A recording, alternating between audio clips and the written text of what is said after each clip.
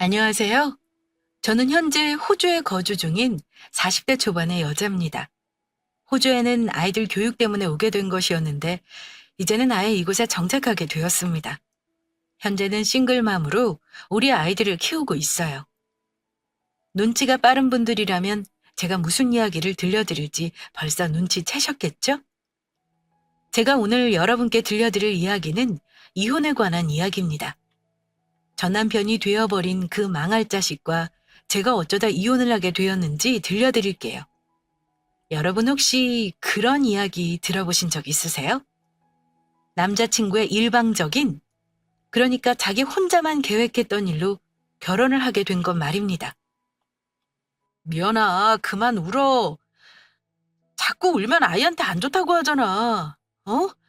우리 이왕에 이렇게 된 거 조금 더 빨리 결혼한다고 생각하고 결혼하자. 원래 하려던 것보다 겨우 몇 년 빨리 결혼하는 건데 뭐. 안 그래?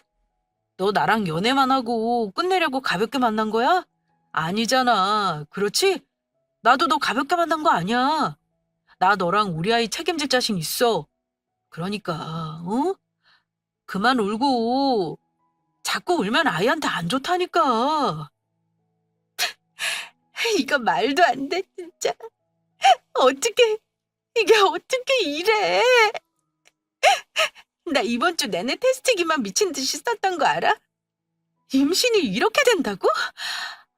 이게 말이 돼? 아무런 준비도 없이 지냈던 것도 아니고 다 절대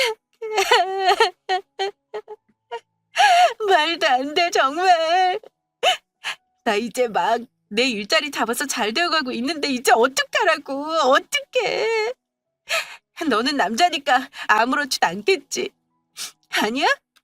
몇 달을 뱃속에서 애 품고 그 애를 또 낳아서 기르고 몸 회복하고 그런 거는 전부 여자가 해야 하잖아. 어떻게 안 울어? 어떻게 안 우냐고. 저는 혼전 임신으로 결혼하게 되었습니다. 믿을 수가 없었어요. 대충대충 하면서 지내온 것도 아니고 연애하는 기간 내내 절대로 원치 않는 임신으로 결혼할 수 없다는 생각에 늘 조심했는데 믿을 수가 없었죠. 임신 테스트기에 선명하게 뜬 두 줄을 보고 믿기지 않아 정말 몇십 번은 했던 것 같아요. 부정하고 싶었거든요. 당시에 저는 대학을 졸업하고서 취업을 하지 않고 제 사업을 하겠다고 덤벼든 상황이었습니다. 미친 듯이 일에 몰두해서 서서히 자리를 잡아가고 있었는데 제가 덜컥 임신을 하게 된 것이었죠. 그때가 제 나이 27살이었습니다. 제 나이가 너무 아깝고 이대로 아이를 낳아버리면 나로서 내 미래가 사라질 것 같아 너무 무서웠어요.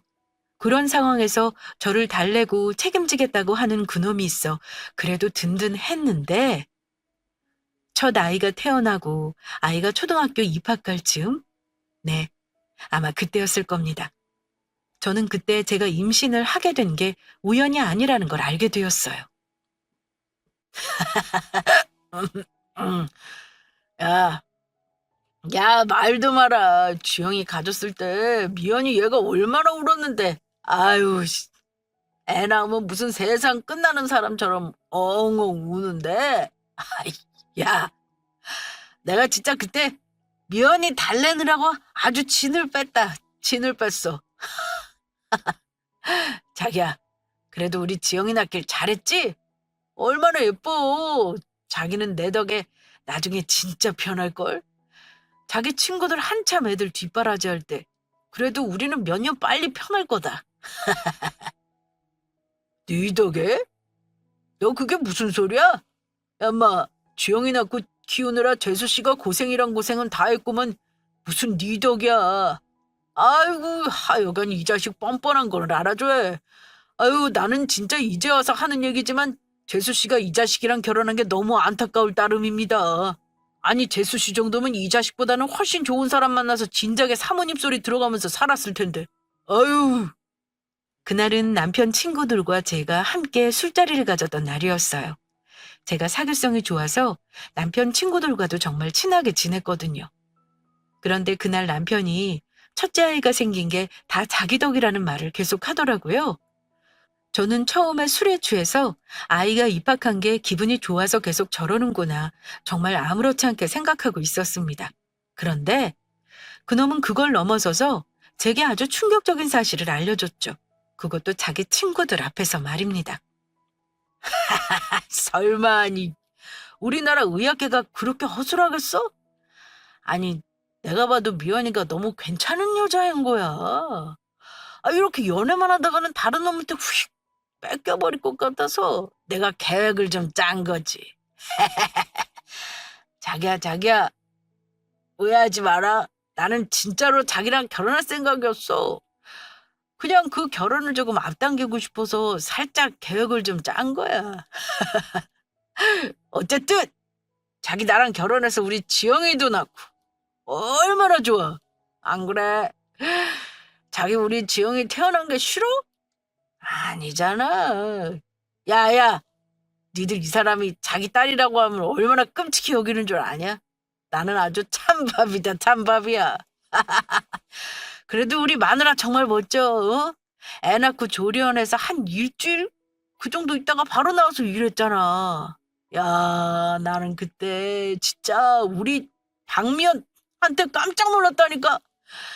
역시 성공할 사람은 싹부터가 다르다고. 김성수, 장가 하나 잘 갔어. 저는 순간적으로 내가 무슨 말을 들은 건가 했습니다. 계획? 다른 놈한테 빼앗겨 버릴 것 같아서? 다른 사람들은 다 움직이고 떠드는데 제 시간만 멈춰버린 것처럼 저는 멈춰 있었어요. 그 자리에서 그대로 얼어붙어서는 혼자 머릿속에서 남편이 내뱉은 말을 조합해봤죠. 짝, 철석. 조수씨! 어머머, 성수씨 괜찮아요? 어머, 지영 엄마, 왜 그래 갑자기? 어머머! 저기요, 지금, 아니, 갑자기 왜 그래? 갑자기 왜 사람을 치고 그래? 남편이 내뱉었던 말이 조합이 되는 순간, 저는 그대로 제 앞에 앉아있던 남편 얼굴을 있는 힘껏 갈겨버렸습니다. 그걸로도 분이 풀리지 않아 앞에 놓여있던 술잔을 들어서는 그대로 그 자식 얼굴에 끼얹어 버렸죠. 갑작스런 저의 행동에 순식간에 분위기는 얼어붙어 버렸어요. 맞아요. 아이 낳고 잘 살고 있으면 된 거지 뭐가 그렇게 억울하다고 남편 뺨까지 때렸느냐 하시는 분들도 계실 겁니다. 남편이라는 인간이 결혼하기 전에 제가 임신했다는 사실을 알았을 때 약속했던 것처럼 가장으로서 충실히 역할을 해왔다면 제가 뺨을 때리는 일은 없었을 겁니다. 하지만 그놈이 내뱉었던 말은 작심 3일이었어요. 뭐해 지금? 오늘 면접 있다고 하지 않았어? 면접 시간이 언제길래 이렇게 천하태평이야. 얼른 준비하고 미리 좀 나가서 어떻게 할지 혼자 생각 정리 좀 하고서 그렇게 보는 게 낫지 않아? 집에 있으면 자기도 생각도 복잡해질 거 아니야. 얼른 좀 일어나서 나갈 준비 해야지, 어? 아이, 나갈 거야. 나갈 거라고.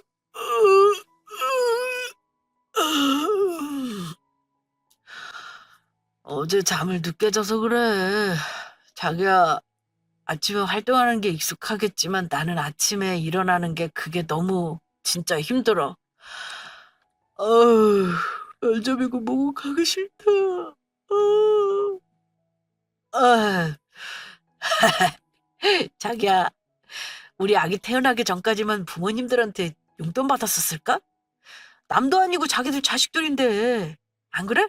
거기다가 자기 지금 임신한 상태니까 뭐라고도 못하실 거 아니야. 어때?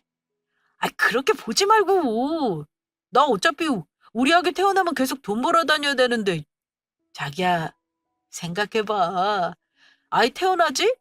그럼 아이 키운다고 자기도 정신없고 나도 정신없고. 와, 그런데 애가 너무 금방 크네? 어린이집 갈 나이가 됐어. 그럼 또 이제 어느 어린이집 가야 하나? 애 교육하기 좋은 데 찾아서 이사 가야 하자. 뭐 하자. 와, 우리 애 태어나면 지금까지 둘이 도란도란 있을 수 있는 시간이 없어요. 그러니까 부모님들한테 좀 비빌 수 있을 때 우리 시간 좀 즐기자 이거지. 어때? 그놈이 저렇게까지 철이 없는 인간이라는 걸 제가 결혼하고 나서야 알았습니다. 연애할 때만 해도 대학 시절에는 과 대표 활동하면서 리더십 있는 모습을 보였었거든요. 제가 멍청했죠. 겨우 4년 만난 것 가지고 방심을 하다니 말입니다. 무능력하고 게으르고 노는 것 말고는 의욕 자체가 없는 사람이었어요. 언제는 아이랑 저를 책임지겠다고 하더니만 결혼하고 나서는 또 말이 바뀌었죠. 아이가 태어나면 우리 둘이서 오붓하게 지낼 수 있는 시간이 없을 거라나요? 그러면서 양가 부모님들한테 얘기해서 용돈으로 버티자는 거예요. 그게 말이 되는 소린가요? 그리고 그 용돈이요. 자기 용돈 말하는 것이었습니다. 앞서 말씀드렸다시피 저는 대학 졸업하자마자 계속 제 사업을 해나가고 있었어요. 저 때도 저는 임신한 상태였지만 계속해서 제 사업을 하면서 수익을 내고 있었죠. 그런데 남편이라는 놈은 한량처럼 놀 생각만 궁리하고 있었습니다. 그런 인간이 아이가 태어나고 나서는 바뀌었을까요? 전혀요. 왔어? 아유, 엄청나게 늦게 왔네. 이번엔 뭐 런칭하는 것 때문에 바쁘다더니. 아유, 자기 그렇게 이러다 진짜 쓰러져. 좀 쉬엄쉬엄 하면서 해. 아유, 또 왜 그렇게 째려봐? 내 얼굴 뚫리겠다, 뚫리겠어. 아이, 진짜 왜? 왜? 내가 지금 쉬엄쉬엄 일하게 생겼어? 이번에는 왜 또 그만둔 건데? 어? 얘기라도 좀 들어보자. 이번에는 또 뭔데? 뭐가 그렇게 마음에 안 드는 게 있어서 그만둔 건데? 그것도 우리 아빠가 소개시켜준 회사를. 내가 진짜 아빠한테 얼마나 죄송했는 줄 알아? 회사를 그만두고 나올 거면 좀 좋게 나오던가. 진짜 왜 그래? 자꾸 이렇게 추잡하게 굴 거야? 다른 것도 아니고 회사 비품을. 내가 진짜 아까 얘기 듣는데 얼마나 창피했는 줄 알아? 그거를 왜 챙겨서는 당신이 되파냐고, 그것도 횡령이야, 횡령. 대체 왜 이래? 왜 이렇게 정신을 못 차리고 혼자 다른 세상 사는 사람처럼 구는 거냐고. 당신 이번이 몇 번째야? 이번이 몇 번째 그만둔 건지 기억도 안 나지, 이제? 하기야, 좀 그만뒀어야지. 툭하면 뭐가 싫어서, 뭐가 어째서. 무슨 초등학생이니? 그러니까 내가 회사고 뭐고 지금은 소개받기 싫다고 했었잖아. 그런데 장인어른이 자기가 계속 나한테 뭐 어디 면접 봐라 뭐 하라라고 자꾸 몰아붙이니까 내가 힘든 거 아니야. 하기 싫은 일 계속 하라고. 나가서 돈 벌려고 계속 몰아붙이는데 사람이 마음 붙일 수가 있겠어? 나는 아직 일할 준비가 안 됐다고. 대한민국에 일하는 게 좋아서 나가서 일하는 사람이 몇이나 되겠니? 일하기 싫으면 안 할 수 있지. 일하고 싶을 때 하면 돼. 맞아. 누가 안 그렇대?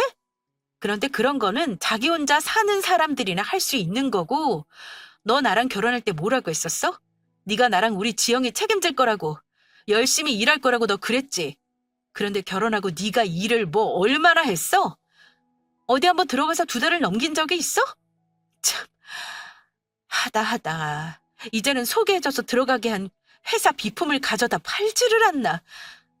당신이 밖에 나가서 그렇게 하고 다녀놓고 내가 당신 보면서 웃어주기를 바라는 거야? 아이, 그놈의 비품 진짜. 그거 나만 그러는 거 아니야. 요즘에 회사 다니는 사람 중에 그런 사람들 많아. 야, 자기 뭐 삼성 입사해서 받은 선물도 올려서 되파는 놈들도 있더라. 그깟 거 그거 뭐 얼마나 한다고. 그걸 가지고 무슨 횡령이라는 거야. 진짜 지겨워 죽겠네. 그 자식이요. 어디 한번 들어가서 일하는 걸 2달을 넘긴 적이 없었습니다. 나중에는 하다가 저희 친정아빠 소개로 들어간 회사에서 사고도 치고 나왔어요. 회사 탕비실에 있는 비품들 있죠? 커피라든가 주전부리 같은 거 말입니다. 그거를 챙겨 들고 나와서는 그대로 중고거래 사이트에 올려서 팔았더라고요. 그거를 눈치챈 회사 사장이 제 남편 놈이 올린 아이디로 연락을 해서 현장에서 딱 잡은 거죠. 그래도 저희 아빠 후배분인지라 이번 한 번만 봐주겠다고 하고 직장을 계속 다니게 해주셨는데 그 정신 나간 놈 자기가 뭐라고 회사를 그만뒀습니다. 그리고는 집구석에서 게임이나 하다가 자고 또 일어나서 놀고 그 짓거리만 반복했어요. 지겨워? 지겨워? 나야말로 지겹다. 나야말로 지겨워. 진짜 해도 해도 너무한다는 생각 안 들어? 나중에 지영이 얼굴 어떻게 보려고 이러는 거야? 지영이한테 아빠로서 좀 어른스러운 모습, 그런 거 보이고 싶다는 생각은 없어? 그냥 평생 죽을 때까지 놀고 먹고 싶어? 그게 당신이 원하는 거야? 그럼 대체 왜 나한테 그때 결혼하자고 한 거야? 어? 책임, 책임은 개뿔. 지영이 가지고서도 나 애 낳는 그 전날까지도 계속 일에 매달렸고, 애 낳고도 2주도 채 안 돼서 계속 일 붙들고 지영이 돌보고 그러면서 지금까지 살아왔어. 왜? 이 집에서 나만 혼자 가장이야? 얘기를 해봐. 그래, 당신이 우리 집 가장이야. 여자는 가장하면 안 돼? 대한민국에 그런 법이라도 있는 거야? 당신이 돈 잘 벌잖아. 당신 혼자서도 돈 잘 버는데 내가 굳이 나가서 돈 벌어야 해? 굳이? 당신은 지금처럼 나가서 돈 벌어. 내가 본격적으로 집안일 할게. 그러면 되는 거 아니야? 나는 성격적으로 남 밑에서 일하는 게 맞지 않는 사람이야. 자기도 그래서 자기가 사업하는 거 아니야? 그러니까 당신은 나가서 돈 벌고 나는 집에서 집안일 하고 우리 가족은 그렇게 지내자고. 그러면 되겠네. 참 할 말이 없었습니다. 제가 돈을 벌지 말았어야 했나 봐요. 그 인간 말하는 걸 듣자니 어차피 네가 나가서 두 사람 몫으로 돈 버는데 내가 굳이 돈을 벌 필요가 있냐 이 말이었습니다. 그러면서 자기는 그럼 집안일을 하겠다고 하더군요. 집안일은 뭐 쉬운 줄 알았나 보죠. 그래서 저는 그놈이 그 말을 한 그날부로 저희 집안일을 돌봐주러 오시는 가사도우미 분과의 계약을 끝냈습니다. 그렇게 자신만만하게 집안일을 할 수 있다고 했으니 어디 너 한번 해봐라라는 마음이었죠. 저는 집안일을 하겠다고 호언장담했던 그놈이 과연 잘 해냈을까요? 아니요. 개벌은 남주나요? 역시나 그것도 게을리했어요. 제가 없는 저녁이면 아이는 아빠가 시켜준 배달 음식으로 끼니를 해결했습니다. 그걸 보는데 이건 뭐 어떻게 해도 답이 안 나오겠더라고요. 그래서 결국 그놈을 저희 회사로 데리고 나가는 수밖에 없었습니다. 안에서 새는 바가지 밖에서도 샌다. 저 말을 제가 몸소 체험했어요. 초반에는 그래도 자기 와이프 회사라고 이래저래 좀 조심해서 다니는 듯 하더니만은 그것도 얼마 가지 않았습니다. 자기가 직원으로 온 게 아니라 무슨 동업자로 온 것처럼 생각하는 듯 했죠. 그걸 제가 신입 직원으로 뽑던 날 제대로 당했네요. 당신이 왜 여기 들어와 있어? 외근 나가야 하는 거 아니야? 대표님, 회사에서는 사적인 호칭은 빼셔야죠. 안 그래요, 민 팀장님? 예? 면접을 보는 날, 회사 대표인 저와 팀장 한 명. 이렇게 간소한 상태로 면접을 보기로 했었어요. 많은 인연이 들어와 봤자 별 의미가 없다고 생각했거든요. 그런데 그 자리에 제 남편이자 평사원으로 회사에 입사한 그놈이 앉아있는 게 아니겠어요? 어이가 없어서 물어보니 빙그레 웃으며 너스레만 떨었죠. 그래서 같이 있던 팀장한테 대체 저 인간이 왜 들어와 있는 거냐고 물었습니다. 저기 그게 저도 갑자기 들어와 계셔서 깜짝 놀랐는데 대표님이 들어와 있으라고 하셨다고 해서 저도 그렇게 알고 있었거든요. 한장합니다. 제가 언제 그런 소리를 했다고. 당장에 내쫓고 싶은데 그랬다가는 저 인간이 어떻게 나올지 뻔히 보여서 입 다물고 있으라고 하고 그냥 면접을 진행했어요. 아무래도 란제리 관련 회사이다 보니 지원자 성비 비율이 남자보다 여자 지원자가 더 많았습니다. 그러면서 제 남편이었던 그놈의 입꼬리는 거의 관자놀이까지 올라가 있었어요. 여자라면 아주 사족을 못 쓰는 놈이었죠.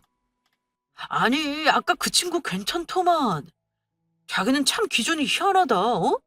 젊고, 어리고, 분위기도 밝고. 그런 사람이 회사에 있어야 사내 분위기도 더 밝아지고 그러는 거지. 아니, 이 사람을? 무슨 남자를 란제리 회사에서 뽑아? 참내, 당신 진짜 이런 눈으로 어떻게 회사를 이 정도까지 끌고 왔어? 참, 그것도 신기하다, 신기해. 젊고 어리고 분위기 밝으면 그러면 일 다 잘하는 거야? 아까 질문에 답하는 거 못 들었어? 회사에 지원한 이유도 명확하지도 않았고 뭘 하고 싶은지 말도 못하고 그렇게 젊고 어리고 예쁜 사람들 뽑으면 당신이 나가서 회사를 차려. 그러면 되겠네. 내가 아까 민 팀장 앞에서 얼마나 창피한 줄 알아? 당신이 거기 왜 들어오냐고. 내가 뭐 못 들어갈 곳 들어간 거야? 나 당신 남편이야. 우리 회사 직원 중에 그거 모르는 사람들 있어? 그래. 그리고 말이 나와서 내가 하는 말인데 쪽팔리게 대표 남편이 평사원으로 들어가는 게 말이 돼? 아니면 뭐 다른 직책이라도 만들어서 명함이라도 쓸 수 있게 해주던가. 진짜 당신이야말로 너무한 거야. 어? 그리고 아까 면접 볼 때도 그래. 왜 나는 질문도 못하게 하는데 그것도 민 팀장 앞에서. 민 팀장이 나를 뭐라고 생각하겠어. 가뜩이나 그 민 팀장 그 여자 나만 보면 썩은 표정 쥐어서 기분 나빠 죽겠는데. 질문 같은 질문을 해야 놔두지. 지원자들 키는 왜 다 일일이 일어나서 확인하려고 하는 건데? 오늘 우리가 무슨 미스 코리아 뽑았던 거야? 좀! 당신 말대로 평사연으로 온 게 그렇게 창피하면 당신 행동부터 좀 어떻게 좀 해봐. 나도 제발 좀 당신 존경하고 싶어. 어? 제발 좀 내가 당신 존경하게 좀 해주라. 저는요, 제가 미스 코리아를 뽑기로 했었나 했습니다. 그 인간은 저 옆에 앉아서는 여자 지원자들의 키와 몸무게에 그렇게나 집착을 했습니다. 그딴 수준 떨어지는 질문만 하고 앉아있는데 제가 발언권을 주고 싶겠어요?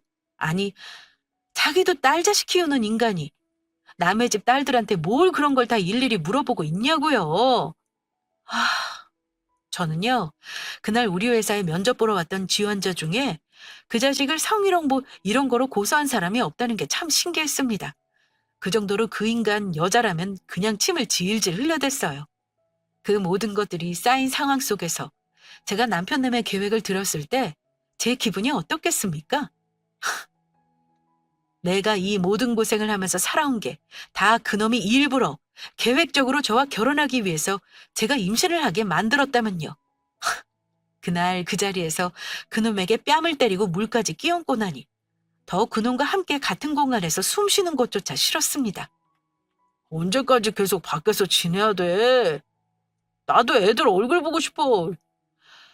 내가 내 집 놔두고 왜 밖에서 지내야 하는 건지. 미연아, 그래도 우리 지영이 태어나서 너도 좋고 나도 좋았었잖아. 그래, 내가 그때는 그냥 네가 너무 좋아서 불안해서 어린 마음에 철없이 행동했었어. 그거는 내가 너한테 사과할게. 그래도 부부 인연은 정해져 있는 거라고. 우리가 이렇게 살고 있는 것도 결국은 우리가 맺어질 인연이었으니까 이렇게 사는 거 아니겠어? 그날 술자리에서 뺨을 때렸던 사건 이후 저는 그놈을 제 집에서 내쫓았어요. 물론 아이가 태어난 건 너무 좋았습니다. 그리고 당시에는 저도 둘째 아이를 막 출산한 때였고요. 그런데 그럼에도 불구하고라는 게 있잖아요. 자기 욕심 때문에 자기가 불안해서 제 인생을 자기 마음대로 바꾸어 버렸다는 게 그게 너무 화가 나고 괘씸했습니다. 다행히 딸아이가 남편을 찾지는 않았어요. 둘째야 아빠가 뭔지도 인지를 못할 때니 괜찮았고요. 그놈은 하루가 멀다 하고 제게 잘못했다, 용서해달라, 지금 우리 잘 살고 있지 않느냐라는 말을 해댔습니다. 그래요, 맞죠. 못 살고 있는 거 아니니까. 그래서 애써 마음을 추스르고 다시 잘 살아보려 해도 한 번 어긋난 마음은 쉽게 붙질 않았습니다. 그러다 둘째 아이 돌 지나면서부터 다시 같이 살게 되었어요. 물론 사이는 예전 같지 않았죠. 그렇게 가족 같지만 가족 같지 않은 사이로 시간은 3년이 흘러요. 딸아이 초등학교 4학년, 아들아이가 4살이 되던 해였죠. 저기 말이야, 지난번에 희성이네. 만나서 얘기 들어보니까 재수 씨랑 애들 캐나다 가서 지내고 있는데 이래저래 교육적으로 좋은 모양이야. 확실히 애들이 영어도 금방금방 배우고 또 서양 쪽은 애들 창의성 이런 것도 발달시켜주는데 좋은가 봐. 그래서 내가 한번 알아보니까 지영이는 더 늦기 전에 가는 게 좋고 지석이는 지금 가면 아주 베스트래. 애들이 나이가 어리면 어릴수록 습득력이 빠르니까. 뭐 당신이 생각해봐서 결정해봐. 나는 애들이랑 당신 호주나 캐나다 쪽으로 가서 한 몇 년 있는 것도 좋을 것 같아. 당신 나랑 결혼하고서 한 번도 쉰 적 없었잖아. 어느 날 남편 놈이 제게 아이들과 함께 해외로 나가서 지내보는 건 어떻겠냐고 제안했어요. 그 말에 저도 솔깃하더군요. 첫째 아이가 학교에서 적응을 잘 못했거든요. 그래서 홈스쿨링을 해야 하나, 어떻게 해야 하나 고민을 하고 있었는데 해외로 나가서 교육한다면 아이들에게 더 좋을 것 같다는 생각이 들었습니다. 그래서 저는 결국 아이들 2명과 함께 호주로 가게 되었어요. 회사는 저의 초창기 창업 멤버였던 직원에게 실질적 업무를 맡기고 말입니다. 남편 놈한테 맡겼다가는 그 인간 1년도 못 가서 회사 말아먹을 게 뻔했거든요. 그 인간은 그냥 이름만 대표로 회사에 있었습니다. 돈은 월급으로 받았고요. 그렇게 해외에 나가서 아이들과 지내니 정말 좋았어요. 처음에야 어려웠지만 자리를 잡으면서 아이들 2 다 적응을 잘했죠. 한국에서는 적응 못하던 딸아이도 호주에서 만난 친구들과는 잘 지냈어요. 아들아이는 정말로 나이가 어려서 그런지 언어를 빠르게 습득했고요. 그리고 한국에서는 그렇게나 원수 같았던 남편놈도 떨어져 지내니 걱정도 되고 오히려 해외에 나오니 우리 가족이 정말로 가족으로 지내는 것 같은 느낌이 들었습니다. 대표님 잘 지내시죠? 저기 해외에 계신데 이런 말씀 드리는 게 맞는 것인지 모르겠는데 아무래도 알고 계시는 게 나을 것 같아서요. 제가 대표님 메일로도 보내놓기는 했는데 대표님 남편분 말이에요. 김 대리님이요. 새로 들어온 신입 직원 있는데 소문이 좀 안 좋아요. 친자매와도 같이 지내던 직원은 제게 최악의 소식을 전해주었어요. 다름 아닌 제 남편이 회사에 있는 여직원과 바람을 피우고 있다는 소식이었죠. 아이들을 재워두고 혼자 방 안에 틀어박혀 친한 직원이 제게 보내온 메일을 열어보았습니다. 메일 안에는 회사 내에 CCTV 영상이 있었습니다. 그 CCTV 영상 안에 어떤 내용이 담겨 있었을지 짐작이 가시죠? 네, 그 안에는 정확히 제 남편이라는 인간이 다른 여자와 외도를 하는 모습이 담겨 있었어요. 그리고 더 충격적인 건 남편과 외도를 저지르는 그 여자가 예전에 남편이 면접을 보는데 들어왔을 때 지원했던 남편이 계속 관심을 두고 있었던 그 여자였죠. 이혼하자. 그게 첫 번째로 들었던 제 생각이었습니다. 그래서 저는 곧장 한국행 비행기 티켓을 끊었어요. 다행히 제가 호주에 지내게 되면서 제 여동생 부부도 호주로 왔거든요. 그쪽도 아이들 교육 때문에 말입니다. 그래서 아이들을 여동생 부부에게 맡기고 혼자서 한국으로 급히 귀국하게 되었어요. 당장 같이 가서 머리털을 뜯어주겠다고 하는 여동생을 겨우 말리고 한국으로 들어왔습니다. 도착하자마자 곧장 회사로 가는 게 상황상 맞았지만 저는 변호사 사무실로 갔어요. 아이들 양육권은 무조건 제가 가져오고 싶어요. 그리고 그 인간한테 위자료도 받아오고 싶고요. 상간녀라고 하나요? 어쨌든 불륜 같이 저지른 그 여자도 고소하고 싶어요. 그리고 변호사님, 만약 제가 그 상간녀 명예훼손 같은 걸 하면요. 그러니까 제가 그 사람 명예를 훼손하는 거예요. 그렇게 되면 이혼할 때 양육권 부분에서 문제가 생길까요? 제가 이혼을 하는 데 있어서 가장 중요한 첫 번째는 양육권이었습니다. 절대로 내 소중한 아이들을 그딴 인간 밑에서 자라게 하고 싶지 않았죠.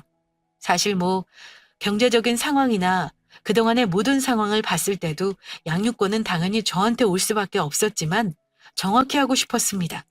이 이혼을 하게 되면 어떻게 하는지를 말이에요. 양육권 다음으로는 위자료였죠. 내 인생을 망치고 내 돈으로 결혼 생활 내내 한량처럼 놀고 먹었던 그놈한테 위자료까지 주고 싶지 않았습니다. 그러면 정말 억울할 것 같았어요. 상담을 해보니 증거만 있다면 그리고 증언만 있다면 제가 위자료를 받는 건 문제가 없다고 했죠. 그리고 그 다음으로는 저는 그 상간녀를 고소할 생각이었어요. 그래서 이혼 서류를 작성하고 그 자리에서 상간녀 소장도 같이 작성했습니다. 그렇게 저는 전쟁터에 나가는 군인이 무기를 챙기듯 옆구리에 이혼 서류와 고소장을 꼭 끼고서 제 회사로 향했죠. 대표님, 어머 대표님, 웬일이야? 오늘 들어오신 거예요? 여보, 뭐야 갑자기 연락이라도 하고 오지. 애들은? 애들도 같이 온 거야? 제가 회사에 들어서자 직원들과 그 망할 자식이 깜짝 놀라서는 저를 반겨주었습니다.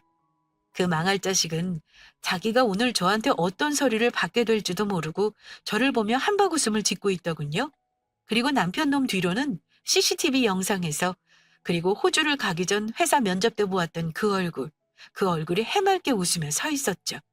아차차! 당신 기억나지? 우리 예전에 면접 봤을 때 말이야. 아영 씨가 우리 회사에 그렇게 오고 싶었다네. 지난번에 떨어지고도 또 지원한 거야, 글쎄. 한 번도 아니고 두 번씩이나 와줬는데 그거를 어떻게 사람이 모른 척을 하나. 안 그래? 아영 씨가 회사에 들어오고 나서 회사 분위기가 얼마나 밝아졌는지 몰라. 아영 씨, 내가 누누이 얘기했었죠? 우리 회사 대표님. 나는 우리 집사람이랑 애들 호주 가 있는 동안만 일하는 바지 사장이지 뭐. 에이, 부대표님이 왜 바지 사장이에요? 그런 말씀하지 마세요. 저 뽑아주신 게 부대표님이시잖아요. 부대표님은 저한테 찐 대표님이세요. 아주 둘이서 쿵짝이 잘도 맞더군요. 그 꼬락서니를 보는데 하도 어이가 없어서 화도 안 나더군요. 더 말할 필요도 없고 해서 직원들에게 할 말이 있다고 하고는 저는 모두를 회의실로 불러 모았습니다. 아무런 의심 없이 둘러앉은 직원들, 그리고 제가 아는 걸 전혀 모르는지 사이좋게 나란히 양옆으로 앉은 남편과 상간녀. 언제까지 그렇게 웃을 수 있나 보자. 저는 속으로 칼을 갈면서 제게 CCTV 영상을 보내줬던 직원을 불러 영상을 좀 틀어달라고 했습니다. 제가 변호사 사무실에서 받았던 이혼장과 상간녀 고소장 이미지를 담은 USB 파일도 함께해서 말이에요. 괜찮아요, 혜영 씨. 내가 다 찾아내서 공개하는 거잖아요. 혜영 씨는 아무 상관없어요. 알죠? 다들 제가 이렇게 갑작스럽게 와서 놀라셨죠. 겨우 1년 정도 비운 건데 회사 분위기가 많이 바뀐 것 같아요? 다 우리 아영 씨가 들어온 덕분이지. 눈치 없는 인간. 그 와중에도 자기가 만나는 상간녀 칭찬 한 번 더 하려고 아주 그 새치열을 가만히 둘 생각을 못 하더군요. 부대표님이 아영 씨가 아주 마음에 드시나 보네. 자, 어쨌든 제가 1년 정도 회사를 비웠지만은 그래도 늘 우리 직원분들과 회사 생각해왔던 거 아시죠? 그래서 같이 보고 싶은 영상물이 있습니다. 사내 발전을 위해서도 있고 경각심을 가지자 이런 의미에서요. 그럼 일단 한번 보시고 저희 식사라도 하러 가죠. 혜우 씨. 제 부름에 그 직원은 침을 꿀꺽 삼키고 영상을 틀었어요. 당연히 영상이 켜지자 난리가 났죠. 남편 놈과 상간녀는 사색이 되어서 그 자리에 얼어붙었습니다. 보시면 여기는 회사죠? 업무하는 공간입니다. 그런데 제 남편이라는 사람이 회사를 사적인 공간으로, 그것도 불륜을 저지르는 공간으로 사용했습니다. 이 점에 있어서 회사 대표로서 정말 사죄드립니다. 그리고 다음 넘겨주세요. 근 스크린에 영상이 나오고 이혼 소장이 나오고 상간녀 고소장이 나오면서 회의실 안은 더욱더 혼란으로 가득 차기 시작했습니다. 특히나 남편과 상간녀가 대혼란에 빠진 상태였죠. 여보, 지금 이게 뭐 하는 거야? 사람들 다 보는 앞에서. 이혼, 아영 씨는 왜 고소를 한다는 건데? 당신 말 잘했네. 당신이야말로 사람들 다 있는 공간에서, 그것도 내 회사에서 바람을 피울 생각을 해? 여기 직원들 앞에서 내가 정말 창피해 죽겠다. 그런데도 내가 이렇게 사람들 다 불러놓고 영상을 보여주는 이유는 우리 직원들한테 제대로 사과하고 공식적으로 당신이랑 이혼하려고 하는 거야. 정아영 씨, 아영 씨는 내가 고소한다는 거 미리 공지했으니까 알아서 나한테 합의금 줘서 해결하려고 하든 뭐 이런저런 대책을 좀 세워봐요. 어린 나이에 만날 사람이 없어서 유부남을 만나? 그것도 와이프 등골이나 빨아먹는 저런 인간을? 야, 박미연! 너 지금 뭐 하는 거야? 뭐 하자는 건데? 사람 이렇게 개망신 줄 거야? 네가 이런 식으로 나오니까 내가 너한테 정을 붙일 수가 없는 거야. 알아? 참, 해도 너무한다. 너무해. 어떻게 네 남편을 이렇게 개망신을 주냐? 그러는 너야말로 어떻게 나를 이렇게 등쳐먹니? 내가 일으킨 회사에서 내가 주는 월급 받아가면서? 저런 어린 여자랑 놀아나고 싶었니? 네가 그래서 나한테 애들 데리고 호주를 가라고 그렇게 난리였구나. 어린 여자랑 놀아나고 싶어서? 그래, 네 마음대로 살아. 안 말려. 앞으로 실컷 너 만나고 싶은 여자 만나면서 지금처럼 살아. 아까 내용 봤지? 나 너랑 이혼할 거고 너 나랑 이혼하면 위자료 애들 양육권 그 어떤 것도 못 가져가. 너는 그냥 말 그대로 네 몸뚱어리 하나만 가지고 나가면 돼. 알았어? 혜영 씨, 저 사람 나간다니까 책상 좀 비워줄래요? 정하영 씨는 오늘부로 해고입니다. 뭐 실업급여라도 받게 권고사직 해주고 싶은 마음은 없으니까 노동부에 신고하려면 신고해요. 그럼 나도 당신이 이 인간이랑 바람 핀 거 그거 다 제출할 거니까. 알겠어요? 오빠, 뭐라고 좀 해봐. 이게 뭐야? 아, 그래. 박미연, 어디 끝까지 가보자. 나가자. 나가, 정하영. 너 오빠 못 믿어? 오빠 너 책임질 수 있어. 나가자. 나가! 책임은 무슨. 저게 아주 저 자식 18번 멘트입니다. 그놈의 책임질 수 있어라는 무슨 자기 보증 수표인지 뭔지 어쩌면 사람이 저렇게는 뻔뻔할 수 있을까요? 저는 그래도요. 그놈이 저와 헤어지는 건 그렇다고 쳐도 우리 아이들 양육권에 대해서는 그래도 물고 늘어지지 않을까 생각을 했었습니다. 아무리 개차반 같은 인간이라고 해도 아이들 아빠니까요.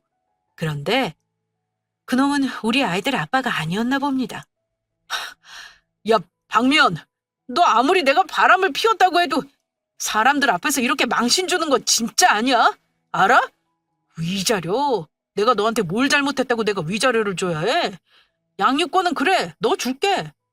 나 어차피 아영이랑 아이 가진 상태야. 잘 됐네. 어떻게 말해야 하나 고민하고 있었는데 네가 이렇게 먼저 거지같이 터트려줘서 고맙네. 너는 그 정도 시야 가지고 어떻게 회사 대표가 된 거냐? 나는 그것도 신기하다 진짜. 나 너한테 위자료 못 줘. 네가 그렇게 나오면 나라고 가만히 있을 것 같아? 나도 변호사 선임해서 재산분할 다 받아낼 거고 위자료까지 다 받아낼 거야. 너 오늘 네가 한 지 진짜 후회할 거다. 그 자식, 상간녀와의 사이에서 아이를 가졌더군요. 참 대단한 인간입니다.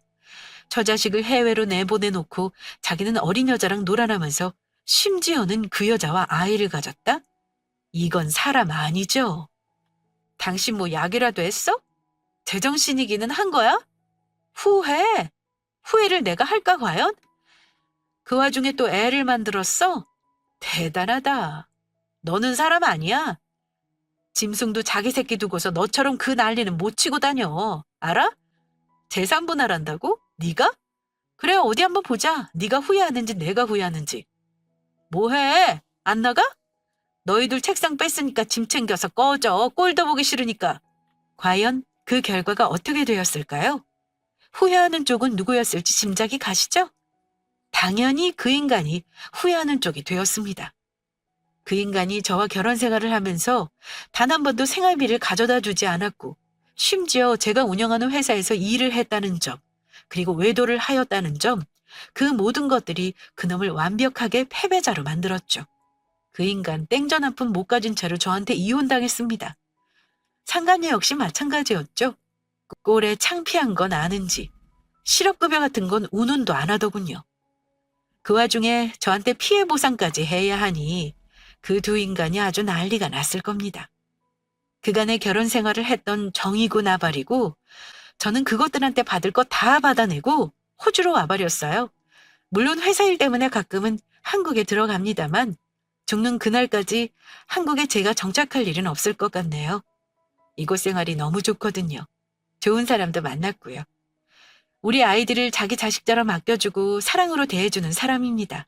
섣불리 결혼하지는 않겠지만 살아가는 데 있어 의지가 되는 사람을 만났으니 이 인연을 소중히 이어가려 합니다. 저는 이제 그만 글을 줄일게요. 지금까지 제 이야기를 들어주셔서 감사합니다.